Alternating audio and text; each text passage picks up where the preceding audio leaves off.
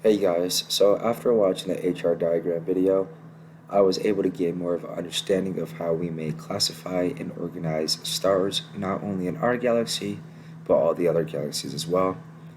As we looked at the diagram, we saw on the x-axis on the left side the luminosity compared to the sun. So as we went down, those were the less bright stars, and as we went up the x-axis, those were the brighter stars. And so far, for the y-axis, we used the surface temperature, and as we went more to the left, those were the hotter stars, and as we went more outward, those were the more cooler stars.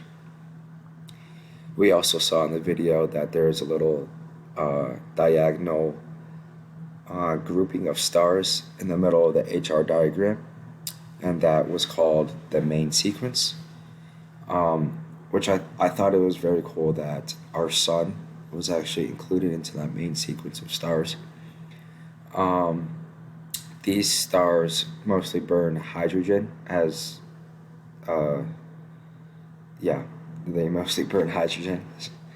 So how does this explain, or how does this carry on to having a star necessary, or the star's necessary components to for it to contain a habitable planet? Um, well, first off, we got to think about us. Think about people on Earth and how Earth is habitable. Uh, it is a great distance, or not a great distance, but a comfortable distance away from the sun, to which we are able to not be affected by it as much. If we were closer, it may be a different story, and we may not be able to live on Earth just because of the temperatures.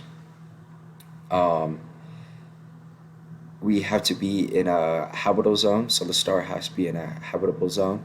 This doesn't mean it's always habitable, because just because it has water or other characteristics that a star or a planet may carry, this doesn't mean that it's always habitable. Um, but it is always possible. So these stars have to have a circular orbit and have to have a low mass as well. So the less dense stars are more habitable than the more dense stars. Uh, the stars have to have a molten core and or have a atmosphere attached to it as well.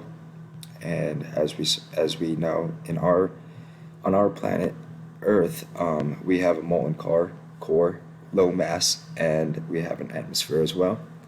So I believe if a star is able to have components similar to the Earth and similar to the other star that we saw in the previous chapter, how that star or that planet is almost uh, habitable as well and almost similar to the Earth, then we would be able to have a star that can contain a habitat as well. So thank you.